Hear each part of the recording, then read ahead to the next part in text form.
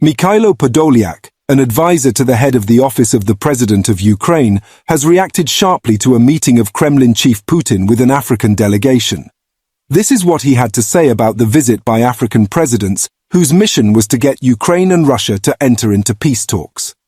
Ви знаєте, по-перше, африканська делегація не мала ніякої цілі щодо того, щоб регулювати дійсно конфлікти, знайти вирішення. Це не їх завдання, це не їх рівень і не їх суб'єктність, очевидно. This is yet another undiplomatic treatment of African presidents who recently visited Ukraine to mediate peace talks with Russia.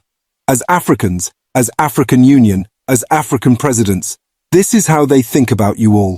The Ukraine officials feel the African delegation had no goal to find peace or end the conflict. This matter is too complex and big for Africans. Africans, is this message loud and clear enough? This conflict can only be resolved by powerful Western nations, not by you lot. Interesting, or is it? If this is not one of the worst thing ever said of heads of states of another continent, I don't know what is. Mikhailo Podolyak goes on to say Africans just want to play a primitive information game. What or who else do we associate with primitivity? Africans, obviously. For Africans, according to Ukraine's, their visit is all about the stomach infrastructure, making sure Russia doesn't block release of grain from the Black Sea. The Black Sea grain deal, which commits Russia to loosen its blockade of Ukrainian ports and allow grain exports, expires on July 17th.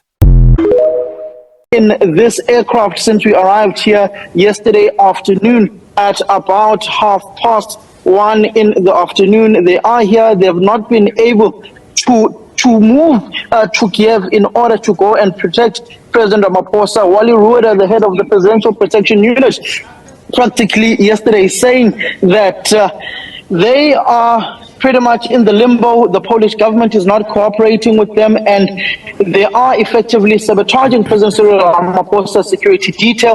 They did try to take out the weapons from the cargo of the plane yesterday evening for us in order to disembark from this plane, but they threatened to confiscate the weapons on the issue of permits. So at this point in time, Alden, over 22 hours we've been on this flight and not allowed to disembark. We are now being told, and our passports have been taken for processing. We may end up flying to Rozowa and ultimately getting to Russia later on in the day in order to be able to make it to the meeting between the African heads of state and President Vladimir Putin tomorrow. If it's going to show you some of the conditions on this plane, we are effectively sleeping here. For instance, this was my bed for the past 48 hours since we left South Africa, and effectively yesterday since we arrived. I have been sleeping here. Other colleagues have been sleeping on these